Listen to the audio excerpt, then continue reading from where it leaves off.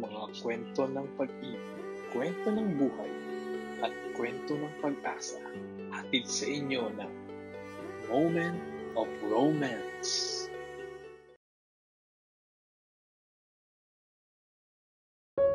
Amoy ng bagong lutong pandesal na hinalo sa matamis na bango ng sampagita ang pumuno sa hangin ng San Isidro. Isang angkop na pagtanggap sa bagong simula ni Clara.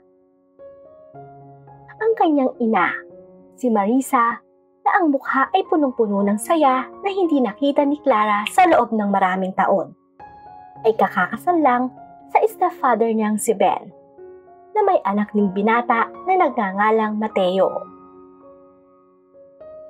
Pitpit ang maletang puno ng damit at pusong may halong kaba at pag-asa. Lumipat siya sa bahay ni Ben at Mateo. Ang bahay, kahit na matagal nang tinitirhan, ay nararamdaman niyang iba. Ang kanyang silid na dating study area ni Mateo ay may mahina pa ring amoy ng mga libro at lapis. Si Mateo na may mabining ngiti at nakalahad na kamay ang unang bumati sa kanya ng maayos. Nag-alok ng tulong sa kanyang mga kahon.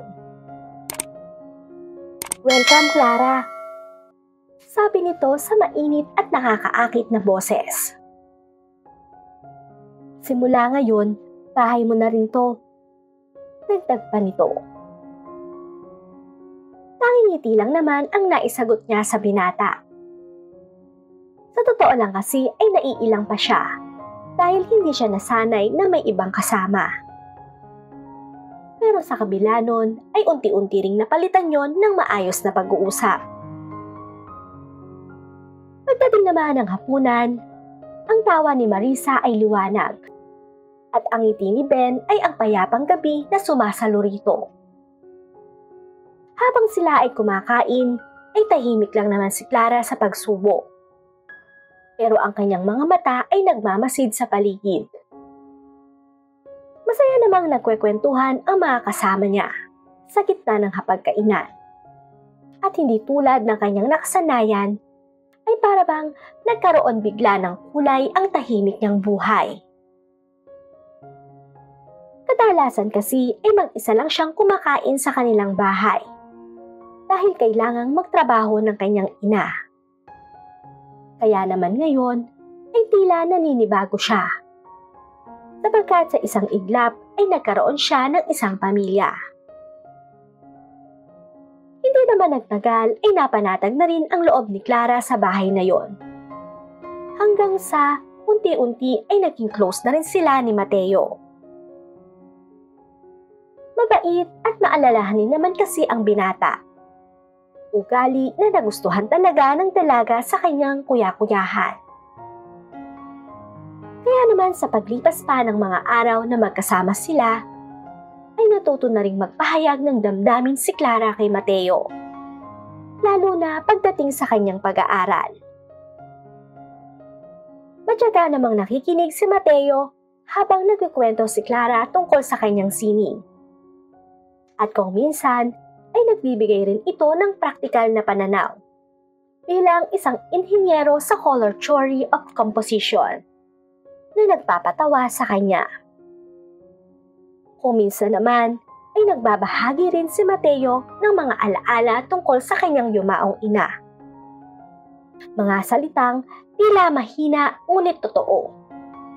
Mga gunita na dahang-dahang nagpatunaw sa matitibay na pader ni Clara. Magkapatid sila sa magulang lamang. Ngunit parehong naghahanap ng puwang sa bagong buo nilang pamilya. Sa tahimik na sulok ng bahay nila, natagpuan ang ugnayan. Sa pagtutulungan sa paghuhugas ng pinggan, sa halakhak na sumasabay sa agos ng tubig, o sa banayad na liwanag ng umaga, habang sabay silang naghihintay ng pandesal mula sa panaderya sa kanto. Sa mga sandaling yon, pakiramdam niya halos perpekto ang lahat. Ngunit ang pagiging perpekto ay isa lang palang ilusyon na parang mirage sa ilalim na mainit ng araw ng Pilipinas. Kumikislap pero naglalaho kapag nilapitan.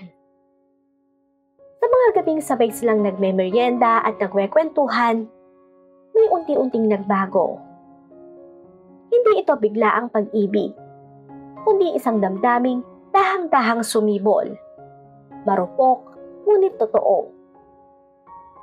Unti-unting naramdaman ni Clara ang pintig ng kanyang puso na hindi kayang itanggi.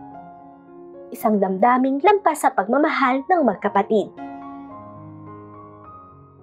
Sa bawat titig ni Clara kay Mateo ay tila humihinto ang hangin.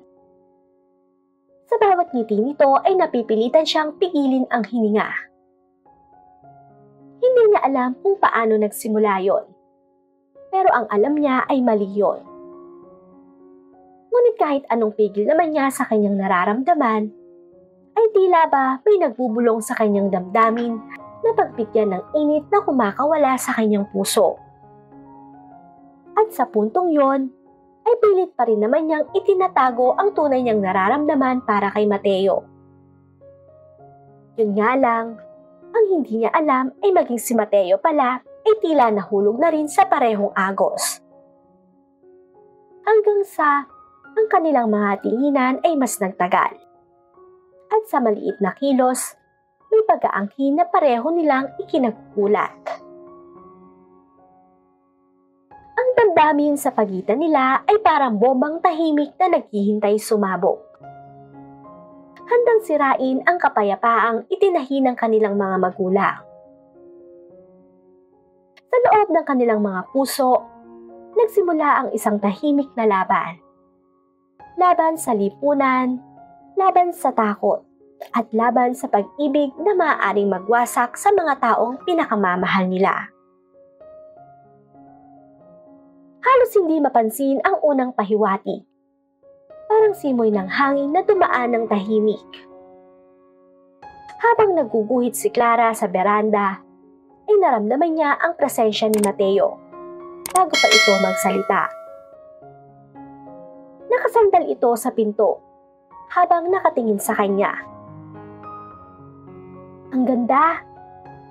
At alam ni Clara na hindi ang drawing niya ang tinutukoy nito.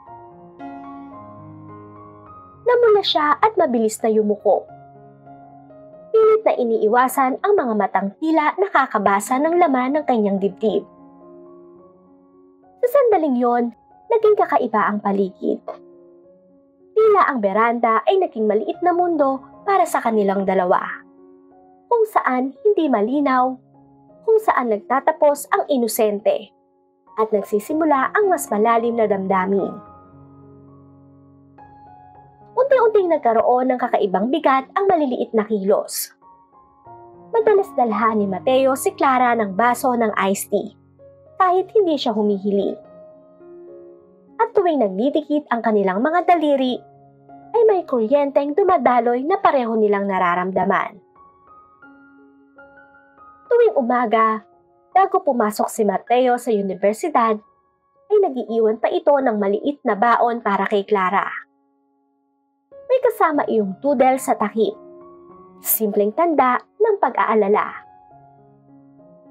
Sa hapon naman, natatagpuan ni Clara ang thank you note na nakatago sa kanyang sketchbook. Pagdating naman sa hapagkainan, ay nagkakasalubong ang kanilang mga mata. Walang sinasabi, pero malinaw ang damdamin sa pagitan nila. Tahimik, mainit, at medyo nakakatakot. Ang kanilang tagpuan ay isang matandang punong mangga sa labas ng bayan. Mga sanga nitong bali-bali, tila mga bisig na nagbibigay ng lilim at lihim. Dito sila sumisilong mula sa mundo.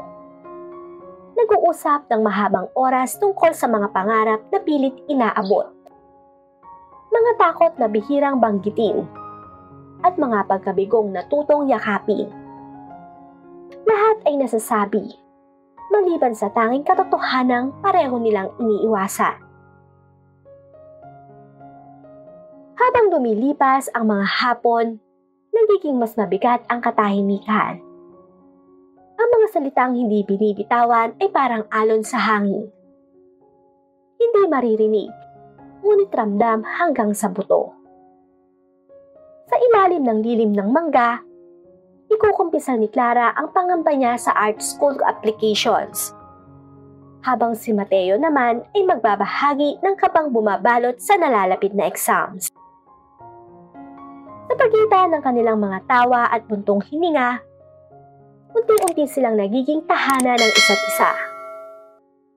Isang koneksyong pinanday ng mga sikreto at mga damdaming hindi pa mapangalanan. Dumating ang pista ng bayan. Si Clara, habang suot ang kanyang floral dress, ay napansin ng isang binatang manliligaw na si Romel.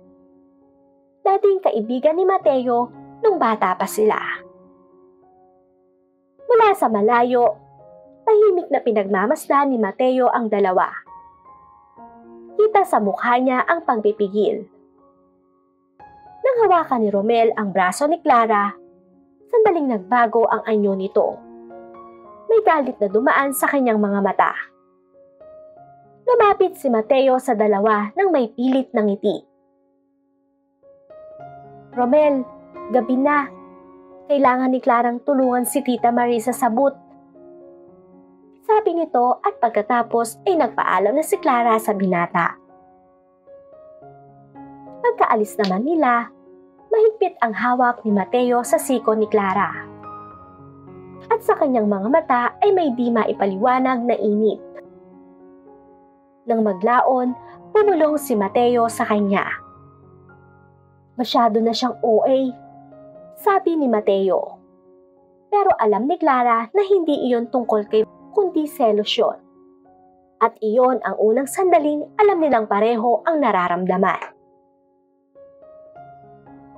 Napansin ni na Marisa at Ben ang mga pagbabago sa magkapatid. Minsan ay nakakatinginan silang mag-asawa. Pareho ng iniisip. Napapakunot pa nga ang noo ni Marisa habang pinagmamasdan nito si Clara na kusang lumalapit kay Mateo kapag nagbibiro ito. O kung paano lumalambot ang tingin ni Mateo kapag kay Clara nakatingin. Parang magkaibigan, sabi ni Ben.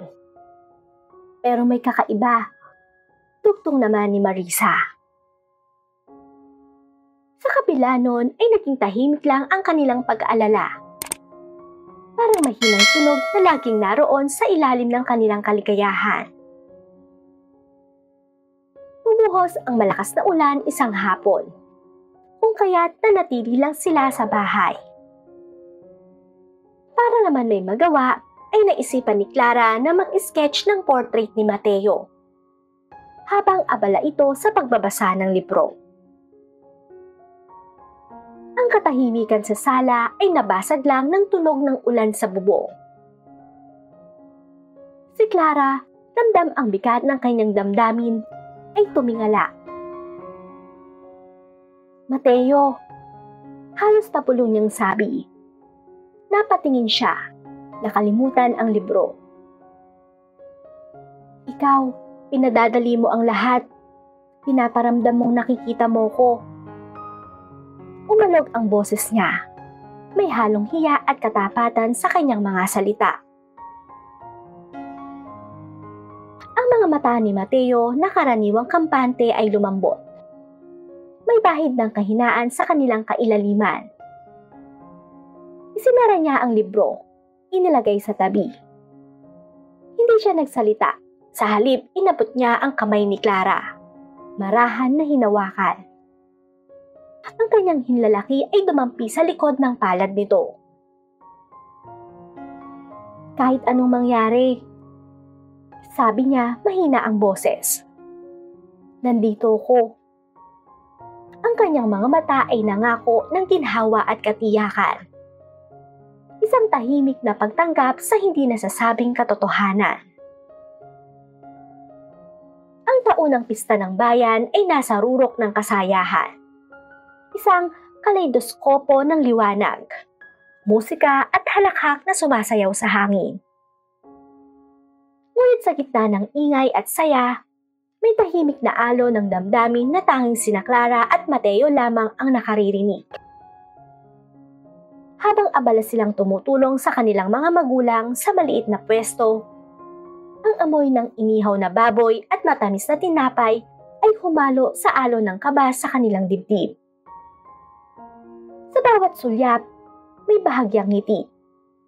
Sa bawat paglapit, may init na hindi maitatanggi. Nang matapos ang gabi at tumahimik ang paligid, nagtagpo sila sa madilim na kusina.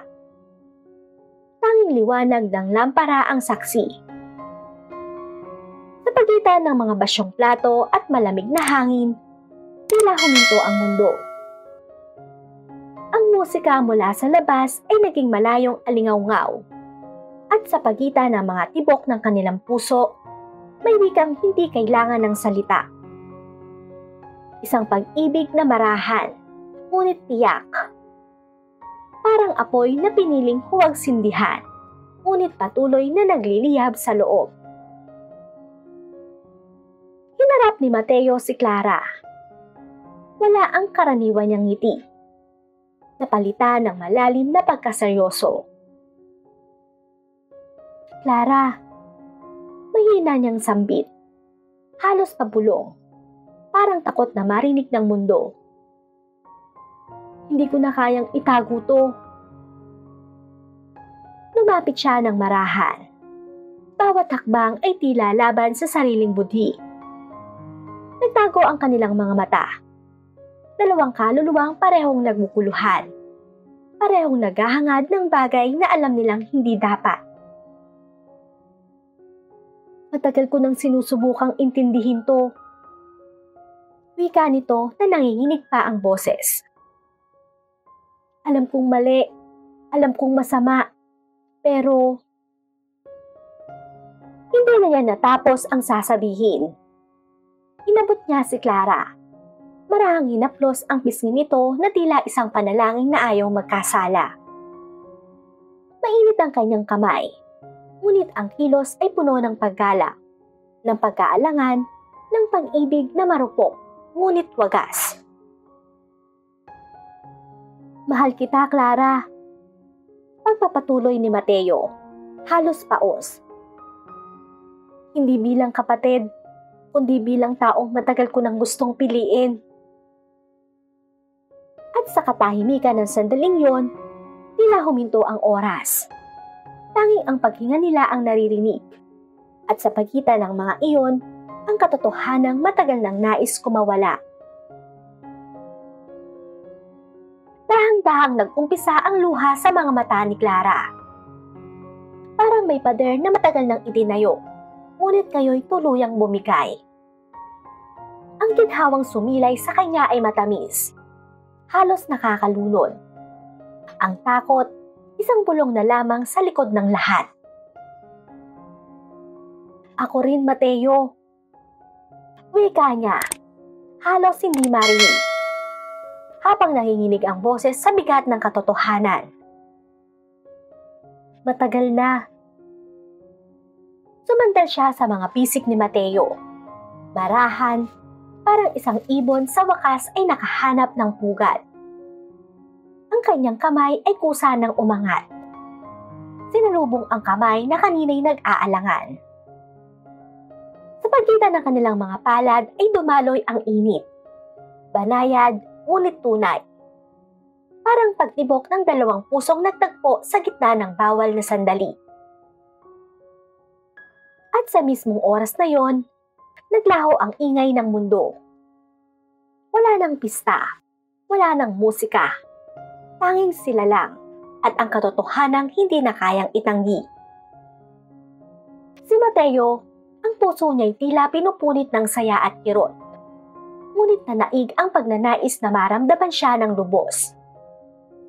Dahan-dahan siyang lumapit. Ang kanilang mga hiningay nagtagpo bago pa man ang kanilang mga labi.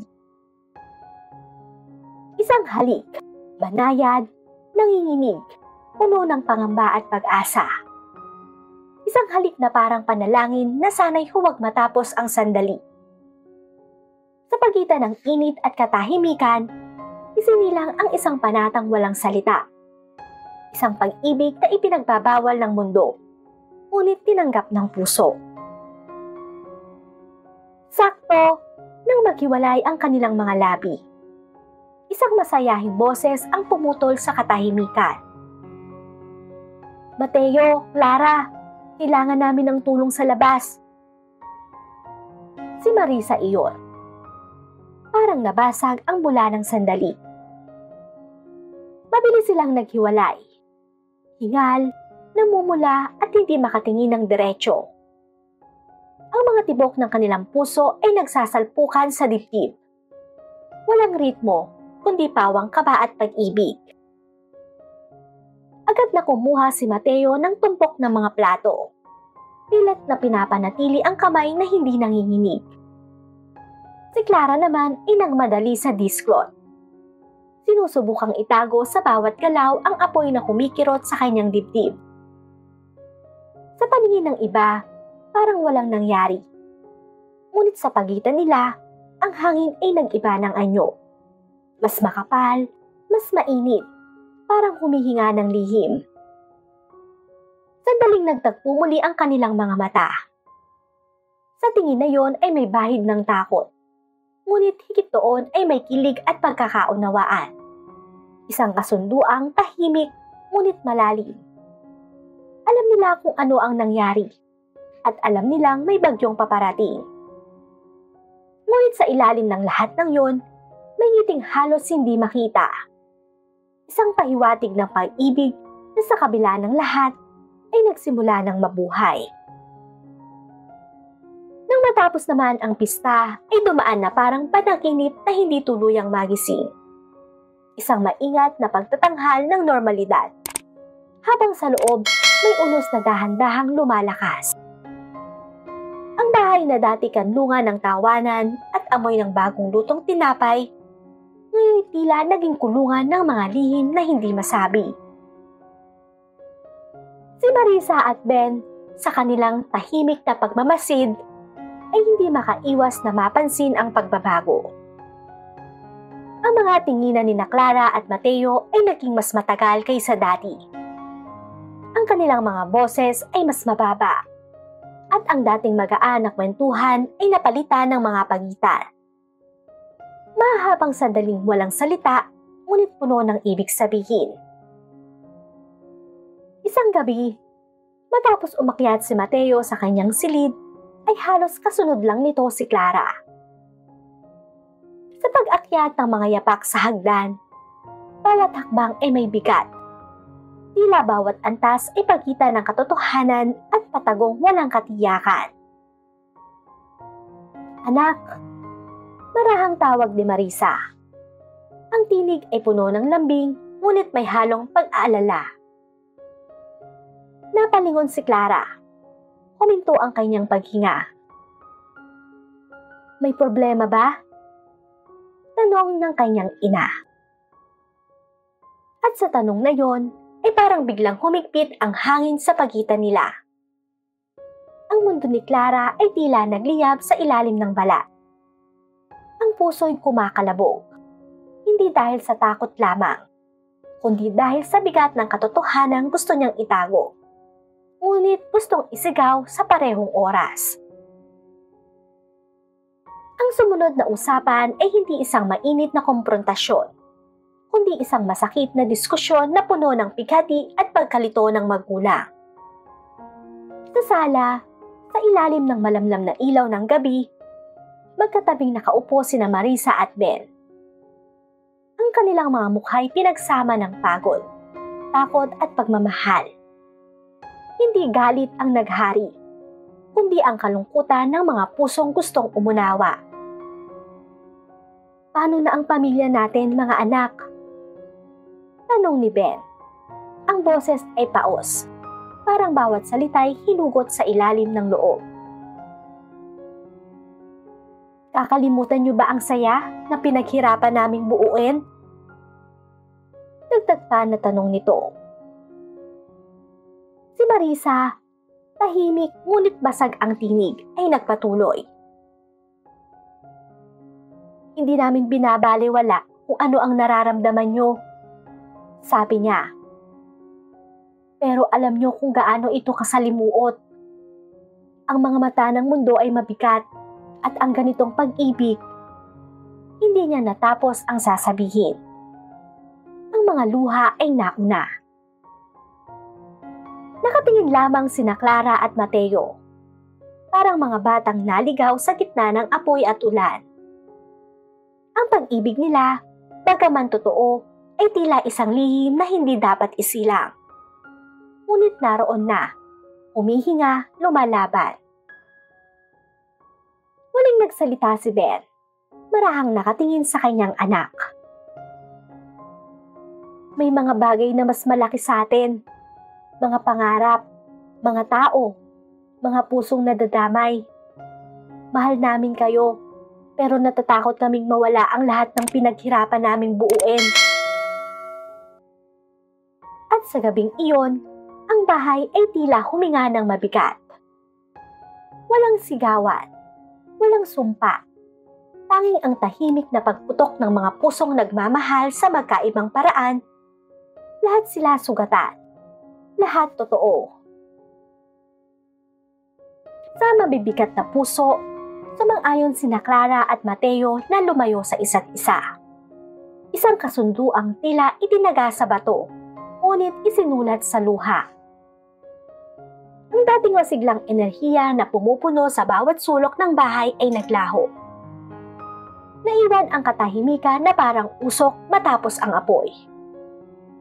Ang mga tawa at bulungan ay napalitan ng mahinhing paghinga, ng mga yapak na maingat, at ng hangin na tila nagdadala ng mga salitang hindi na nasabi.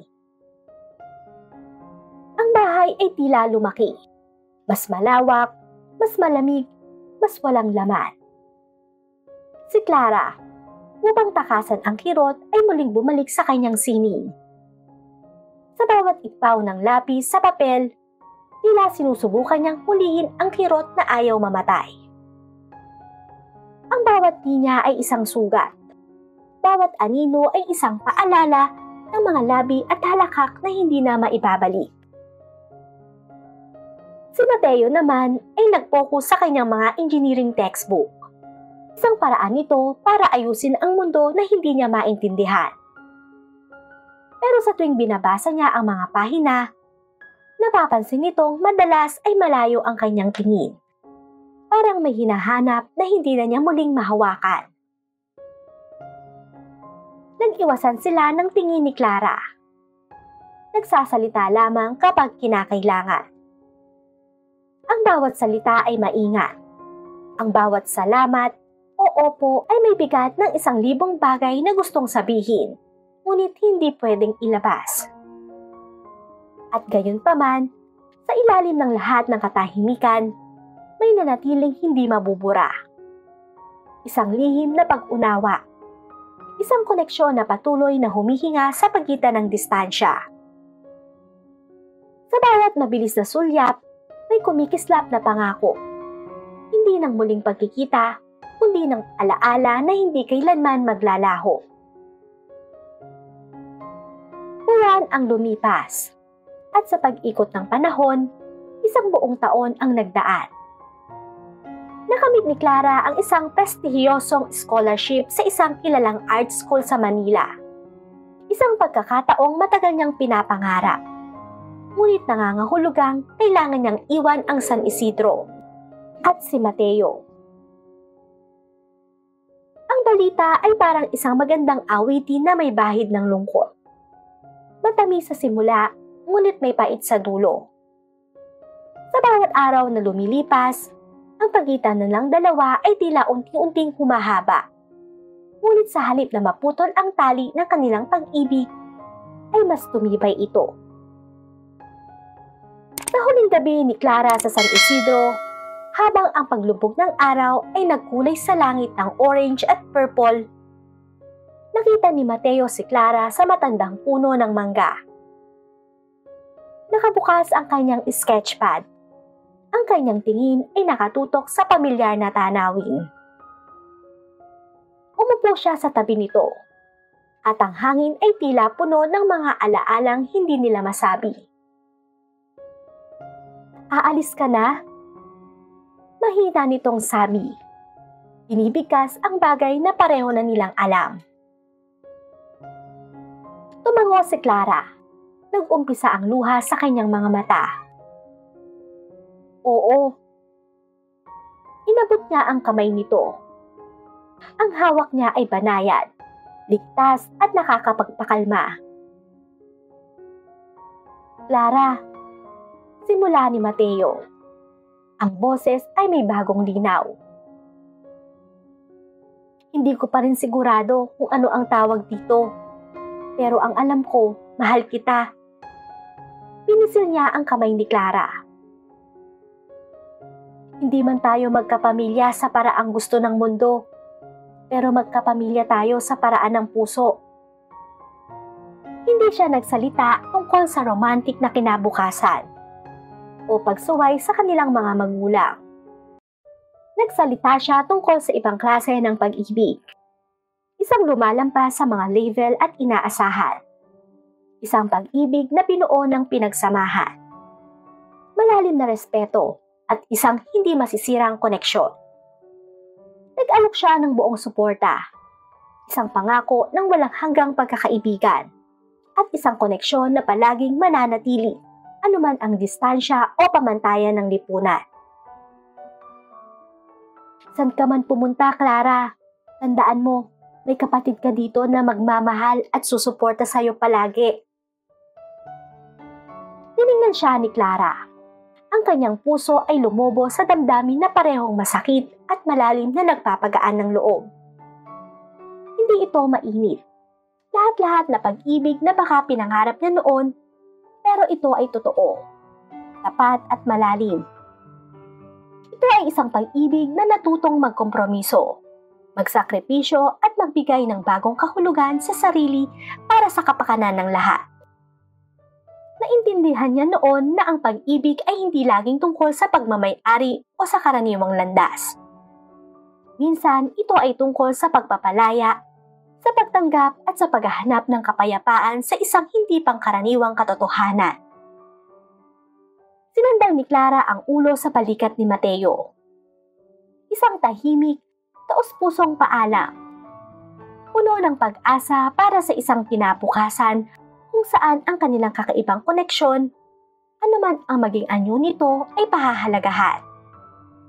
Ang kanilang koneksyon ay tunay na regalo. Isang nagpayaman sa kanilang buhay. Kahit na sa maraming paraan, ito ay nanatili.